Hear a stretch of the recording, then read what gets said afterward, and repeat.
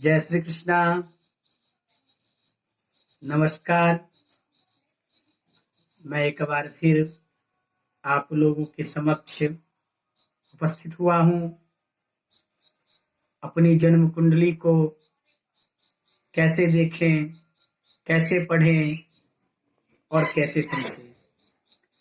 आज का जो मेरा वीडियो है, अगर आपने इस वीडियो को सही से समझ लिया तो 100% आप लोग अपनी कुंडली को पढ़ना और समझना सही तरीके से समझ जाएंगे। मैंने अपने पिछले वीडियो में बताया था कि ग्रह मैत्री,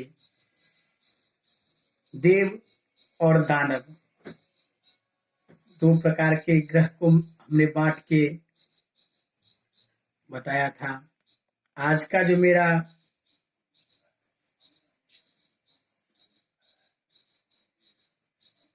मेरा टॉपिक है वो ये है कि आपकी कुंडली में कौन सी ग्रह निगेटिव रिजल्ट देने वाला है और कौन सी ग्रह पॉजिटिव रिजल्ट देने वाला है।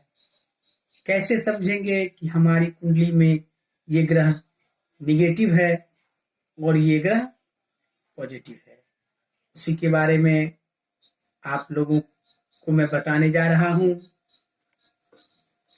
जैसा कि आप लोग जानते हैं, ये भाव है, प्रथम भाव, द्वितीय भाव, तृतीय भाव, चतुर्थ भाव, पंचम भाव, षष्ठम भाव, सप्तम भाव, अष्टम भाव, नवम भाव, दसम भाव, एकादश भाव और द्वादश भाव। ये फिक्स होती है, भाव जो है वो फिक्स होती है। और इस भाव का नाम और किस भाव से किस चीज का विचार करते हैं वो मैंने अपने पिछले वीडियो में मेंशन किया था। उस वीडियो पे जरा सा ध्यान दें। जैसे कि यहाँ 1 नंबर से स्टार्ट है कुंडली। यदि आपकी कुंडली में यहाँ 1 लिखा हुआ है, कुछ भी हो सकता है, लेकिन उदाहरण के तौर पे मैं बताने जा रहा हूँ। यदि यहाँ 1 लिखा है तो यहाँ 2 लिखा हुआ होगा, यहाँ 3, यहाँ 4, यहाँ 5, यहाँ 6, यहाँ 7, यहाँ 8, यहाँ 9, यहाँ 10, यहाँ 11, यहाँ 12। जैसे 1 नंबर लिखा हुआ है। 1 नंबर का मतलब क्या है? मेष। ये मेष लग्न की कुंडली बन रही है। इसका स्वामी कौन है? मंगल। यानी कि ये जो कुंडली है वो मंगल के अंतर्गत है। इस प्रथम भाव को हम लग्न कहते हैं, लग्न। और पंचम को, नवम को जो है वो कहते हैं त्रिकोण भाव। लग्न, पंचम और नवम, इन तीनों भावों को कुंडली में बहुत ही शुभ माना गया है, बहुत ही शुभ माना गया है। मान के चलिए, एक यानी कि मेष का मतलब है मंगल। इसका जो है स्वामी मंगल। यदि मंगल को प्रथम भाव मिला है तो मंगल आपकी लग्न में जो भी ग्रह हो, जो भी राशि हो, वो शुभ फलदायक होती है। तो मंगल इनकी कुंडली में योग कारक ग्रह में शामिल है, योग कारक ग्रह में।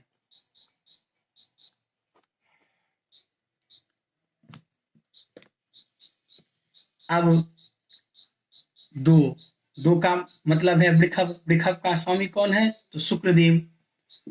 शुक्रदेव, ये भाव किस चीज का है? धन का, दाई आंख का। और ये जो है मंगल, वो देव की ग्रुप के हैं, और ये शुक्र जो है वो दानव के ग्रुप के हैं। तो इसलिए इनको एक ये हाउस मिला है, ये भाव मिला है, और ये एक सप्तम भाव मिला है। ये दोनों ही भाव उतना अच्छा नहीं, और मंगल के अति शत्रु होने के कारण कारण ये हो गए शत्रु, यानी कि मारक ग्रह की स्थिति में इनको आगे यहां लिख देंगे। ये हो गए योग कारक और ये मारक। अब आता है तीसरा बुध। बुध को मिला है अति मेहनत वाला घर, जो कि बहुत मेहनत करते हैं फिर भी सफलता प्राप्त नहीं होती है, एक ये। और एक मिला है त्रिक भाव।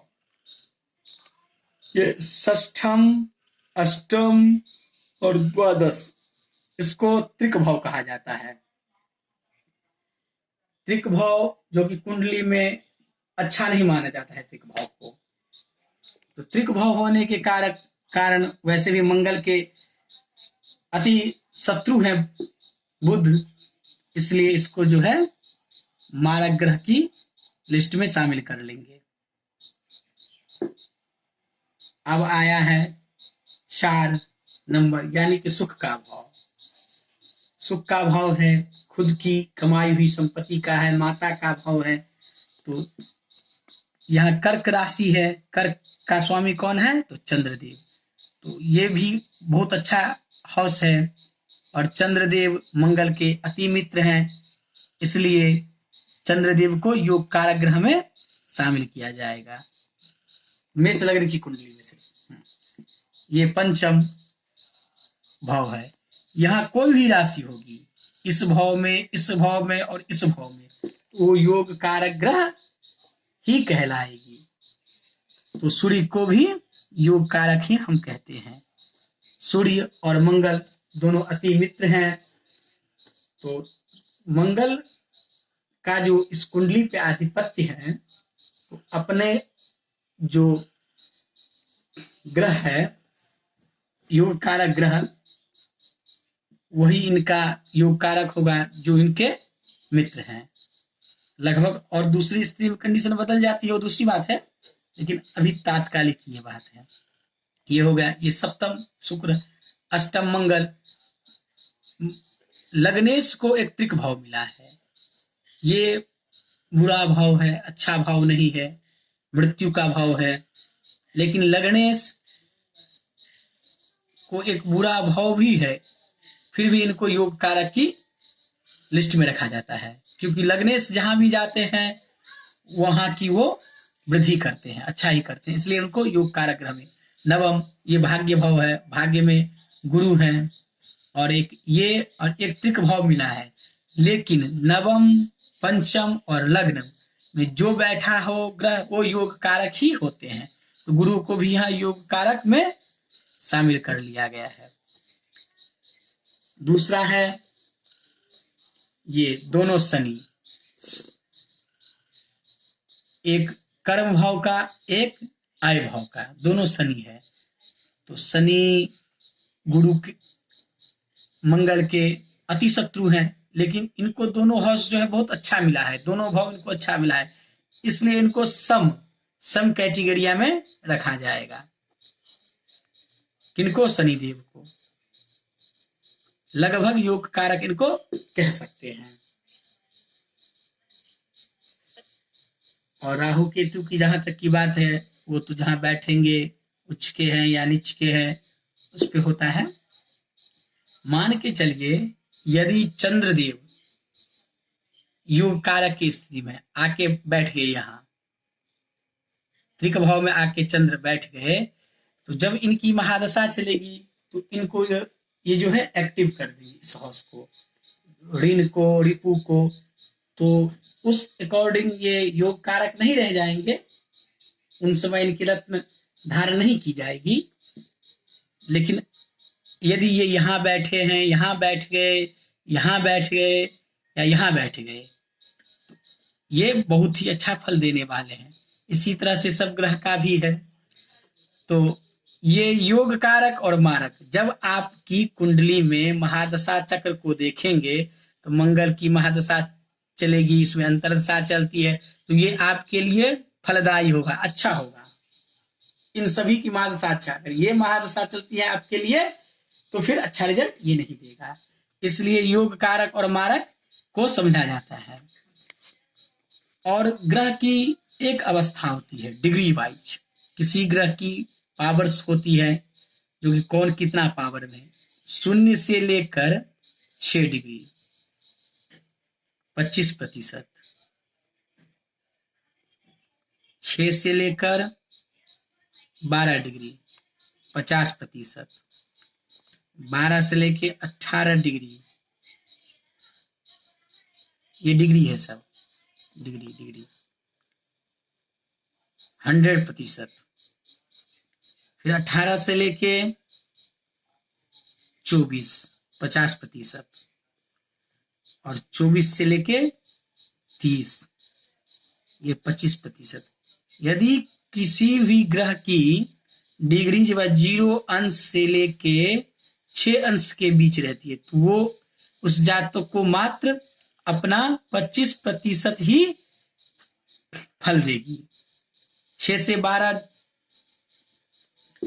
अंश में होती है तो वो 50% फल देगी, और 12 से 18 डिग्री के बीच रहती है तो 100% अपना वो फलाफल देगी।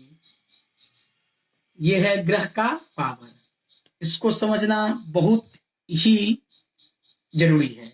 ये समझ लिया तो समझो ग्रह को समझ लिया। इसको समझना कुंडली के लिए अति ही आवश्यक है।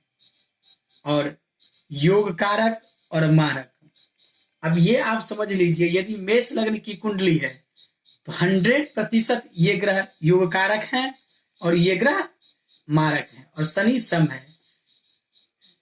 अब इसमें महादशा अंतरदशा प्रति अंतरदशा इसके अकॉर्डिंग ही उसका फलादेश किया जाता है, जो कि मैं आपको आगे बताऊंगा। तब तक के लिए नमस्कार, जय हिंद, नमस्ते।